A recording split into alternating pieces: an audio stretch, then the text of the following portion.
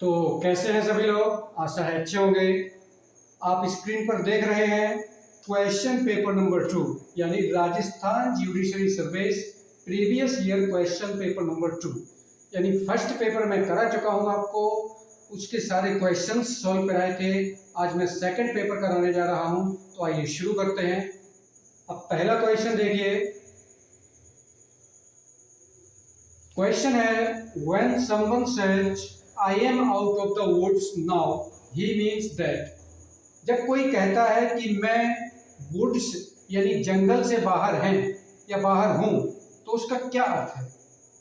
He has come out of the forest, वह forest से बाहर आ गया है। He has destroyed all the woods, उसने सारे जंगलों को नष्ट कर दिया है। He is no longer in danger or difficulty, वह अब किसी डेंजर या डिफिकल्टी में नहीं है, खतरे या कठिनाई में। He does not want to live in the forest, वह फॉरेस्ट में नहीं रहना चाहता है। तो देखिए, इस तरह के जो क्वेश्चंस होते हैं वो इडियम्स होते हैं, मुहावरे होते हैं, और मुहावरों का अर्थ तभी आप लगा सकते हैं जब आपको उनका अर्थ पता हो या एक बार उनको पढ़ा हो। यदि नहीं पढ़ा तो फिर आप उन ऑप्शंस में उस ऑप्शन को लगाया करें जो आपको सबसे ज़्यादा सीरियस लगे या जो आपको सबसे ज़्यादा डिफिकल्ट लगे। कैसे? He has come out of the forest, I am out of the woods now का कम से कम पहला तो नहीं होगा। इसी तरह डिस्ट्रॉयड वाला भी थोड़ा सा अनुचित लग रहा है कि उसने सारे वुड्स को, जंगलों को नष्ट कर दिया है। सबसे ज्यादा सूटेबल जो लग रहा है वो लग रहा है he is no longer in danger or difficulty, अब वह किसी खतरे या कठिनाई में नहीं है। इसके एक दो और मैंने इडियम्स लिख कर दिए हैं आपको, वुड्स से जो शुरू होते हैं। A wave in the woods, a gullible और इनएक्सपीरियंस्ड पर्सन, यानी एक भोला भाला या अनुभवहीन व्यक्ति। वुड्स से एक और जो इडियम होता है वो होता है a wave in the woods, a gullible और इनएक्सपीरियंस्ड पर्सन। अब चलिए दूसरे क्वेश्चन की ओर जाते हैं। Question number 2, choose the correct passive voice of the following sentence. निम्न सेंटेंस का सही पैसिव वॉइस चुनिए। We must not look down on the poor, हमें गरीबों पर घृणा की दृष्टि से जरूर नहीं देखना चाहिए। लुक डाउन ऑन या लुक डाउन अपॉन एक फ्रेजल वर्ब होती है जिसका अर्थ होता है घृणा या नफरत की दृष्टि से देखना। तो जिस तरह से आप ये देख रहे हैं मॉडल वाला एक्टिव वॉइस है, सभी में मॉडल दिया हुआ है यानी मॉडल तो आएगा ही। सबसे पहले ऑब्जेक्ट लिखा जाता है द पुअर, फिर मॉडल जहां का काम मस्ट नॉट। अब बी चाहिए आपको, तो बी एक इसमें भी है और एक इसमें भी है, लेकिन the poor must not be looked down on by us और the poor must not be looked down on by us. तो कौन सा सही है? सबसे नीचे वाला चौथा, the poor must not be looked down on by us. गरीबों को हमें घृणा की दृष्टि से जरूर नहीं देखना चाहिए। तो कहने का मतलब ये हुआ, यदि किसी एक्टिव वॉइस में फ्रेजल वर्ब दी गई हो तो फ्रेजल वर्ब के अंत में आया हुआ प्रपोजिशन या एडवर्ब उसके साथ ही चलेगा। जैसे एक एग्जांपल और भी देखते हैं। He listens to old songs, old songs are listened to by him। दूसरा सेंटेंस है she looked after my children, तो my children were looked after by her। After भी आएगा और बाय भी आएगा। तो कहने का मतलब ये हुआ कि यदि किसी सेंटेंस में प्रपोजिशन लास्ट में दिया हुआ है तो पैसिव वॉइस बनाते समय भी उसको लिखा जाएगा। Question number 3, identify the sentence which is not written in passive voice, यानी जो सेंटेंस पैसिव वॉइस में नहीं लिखा हुआ है उसको आइडेंटिफाई करें। Utmost care has to be taken, has to be, have to be, had to be यदि कहीं दिया हुआ है और उसके बाद वर्ब की थर्ड फॉर्म है तो वो पैसिव वॉइस ही होगा। Being a student you must work hard, student होने के नाते आपको कठिन परिश्रम करना चाहिए। जब कोई सेंटेंस बीइंग से शुरू होता है तो वो पैसिव वॉइस में नहीं होता है। ही वॉज बीइंग चेज्ड, उसका पीछा किया जा रहा था। The case has been set aside by the court, court के द्वारा केस एक तरफा कर दिया गया है। यानी चौथा, तीसरा और पहला पैसिव वॉइस में है, ये दूसरा पैसिव वॉइस में नहीं है। इसका आंसर कौन सा हो गया? दूसरा। क्वेश्चन नंबर 4, अब ये रहा question number 4, complete the following sentence with the correct coordinating conjunction. सही कोऑर्डिनेटिंग कंजंक्शन से इस सेंटेंस को कंप्लीट करें। I have studied a lot, मैंने बहुत पढ़ाई की थी, blank, I did really well on the test, test में मैंने बहुत अच्छा किया। सो इसलिए, फॉर क्योंकि, बट लेकिन, यट फिर भी। तो करेक्ट आंसर कौन सा बन रहा है? अर्थ के अनुसार, सेंस के अनुसार, सो यहाँ पर करेक्ट आंसर बन रहा है। क्वेश्चन नंबर 5 की ओर चलते हैं। तो ये रहा question number 5, complete the following sentence with the correct subordinating conjunction. अब देखिए इसमें सबऑर्डिनेटिंग कंजंक्शन आ गया है। वो कह रहा है कि यू कैन प्ले आउटसाइड, आप बाहर खेल सकते हैं, blank your father gets home, जब तक कि आपके फादर घर ना आ जाएं, वेयर एज, जबकि, अंटिल, जब तक नहीं, इन केस, यदि, बिकॉज, क्यों, बिकॉज, क्योंकि। तो इस तरह से आपने देखा कि सेंस के अनुसार अंटिल यहाँ सही लग रहा है कि जब तक आपके फादर घर ना आ जाएं आप बाहर खेल सकते हैं। तो अंटिल नेगेटिव होता है, इसके साथ नॉट का यूज नहीं किया जाता है, इसके साथ अफर्मेटिव सेंटेंस ही लिखा जाएगा। आइए क्वेश्चन नंबर 6 देखते हैं। तो जैसा कि आप देख रहे हैं ये रहा question number 6। She said merry Christmas, which of the following is the correct indirect speech of the above statement. ऊपर दिए गए स्टेटमेंट का करेक्ट इनडायरेक्ट स्पीच कौन सा है? पहला है she told me merry Christmas, she said that Christmas was merry, she wished me a merry Christmas, she called me a merry Christmas. तो आपने देखा कि इसमें विश कर रही है वो, तो जिस सेंटेंस में विश किया जाता है उसमें शुरुआत में विश्ड करके पूरा सेंटेंस ज्यों का त्यों कनेक्ट कर दिया जाता है। जैसे एक तो और सेंटेंसेज आप देखिए, मान लीजिए लिखा है he said to me good morning, तो he wished me a good morning. तो जिसमें किसी को विश किया जाता है उस सेंटेंस में यहाँ विश लिखकर, यानी यहाँ विश लिखकर और उस सेंटेंस को ज्यों का त्यों कनेक्ट कर दिया जाता है। क्वेश्चन नंबर 7 देखिए। क्वेश्चन नंबर 7 है which of the following sentences uses the modal would to express a wish और अ डिजायर। इनमें कौन सा सेंटेंस जो वुड के साथ है कोई डिजायर यानी इच्छा या विश एक्सप्रेस कर रहा है। Would that I made contact with him before his departure, would you mind opening the window.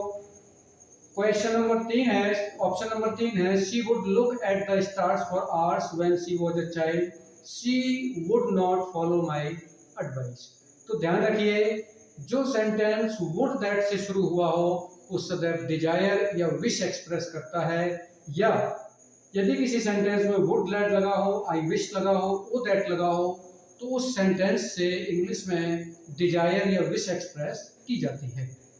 Question number 8, which of the following sentences expresses suggestion. निम्न में से कौन सा सेंटेंस सुझाव व्यक्त करता है। Will I close the door, shall I close the door, may I close the door, could I close the door. तो मे एंड कुड तो रिक्वेस्ट एक्सप्रेस करते हैं, विल भी यहाँ पर क्वेश्चन एक्सप्रेस करता है, केवल शैल ही एक ऐसा मॉडल है जो सजेशन एक्सप्रेस करता है। क्लियर है? तो क्वेश्चन नंबर 9 की ओर चलते हैं। Tick the correct synonym for the word robust. Robust का करेक्ट सिमिलर वर्ड आपको पिक करना है। रोबस्ट माना होता है मजबूत, हट्टा कट्टा, मोटा ताजा। तो स्ट्रॉन्ग मजबूत, फ्रेल कमजोर, इनफर्म वीक या कमजोर, नॉक्सस घृणित या घृणा उत्पन्न करने वाला। तो देखिए रोबस्ट जो चीज होती है वो बॉडी से भी रोबस्ट हो सकती है, इकोनॉमी भी रोबस्ट हो सकती है। इसी प्रकार फ्रेल, बॉडी भी फ्रेल हो सकती है और आपकी आवाज भी फ्रेल हो सकती है। कोई पर्टिकुलर थिंग, कोई वस्तु, कोई टेबल, कोई चेयर भी फ्रेल हो सकती है। Pick the antonym of the word veracity. Veracity का एंटोनिम या विलोम चुनिए।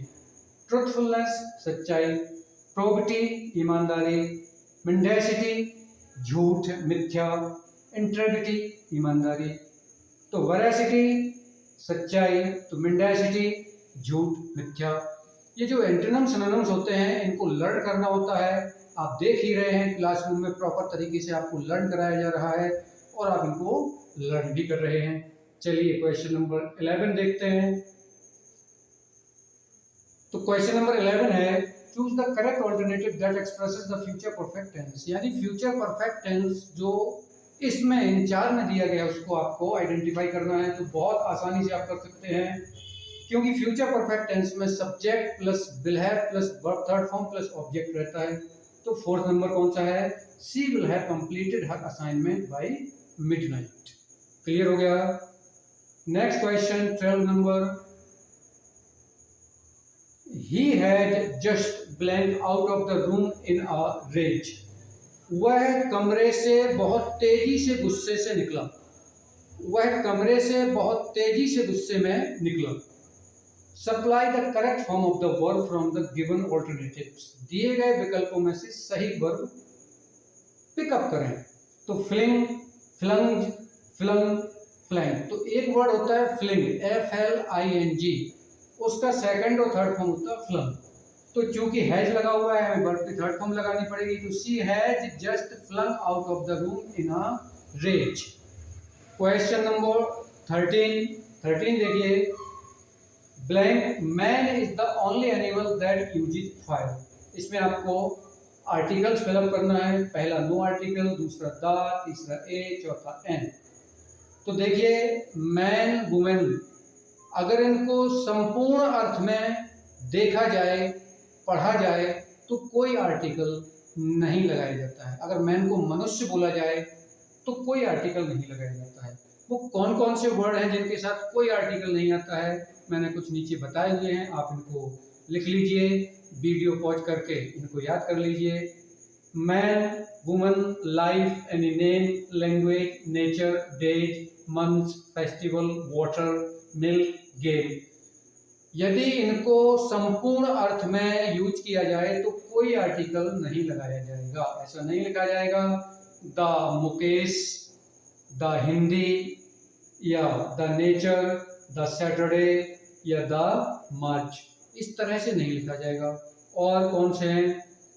School, college, university, church, temple, mosque, court, jail, market, hospital.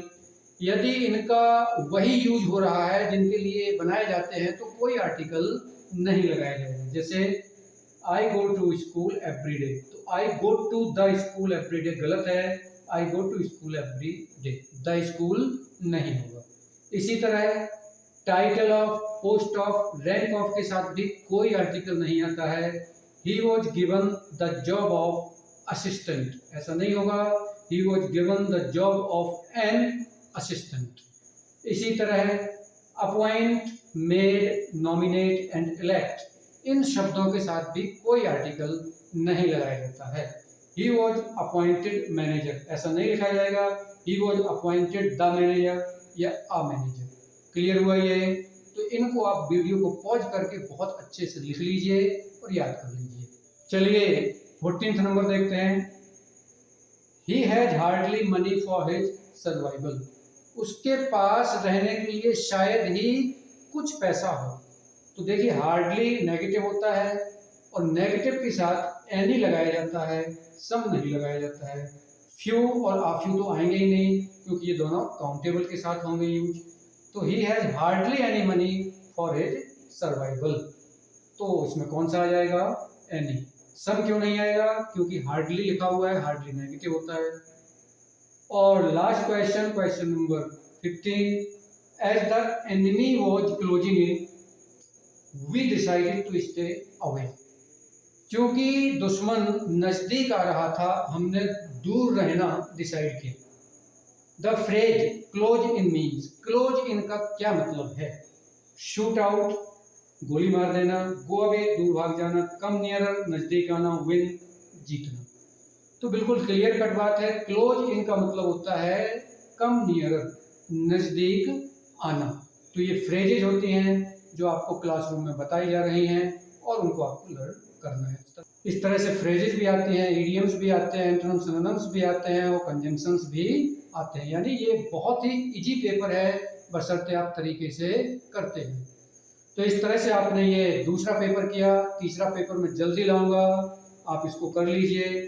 आपको ये कैसा लगा कमेंट्स जरूर कीजिए, जरूर बताइए ताकि नेक्स्ट पेपर को और बेटर किया जा सके। तब तक के लिए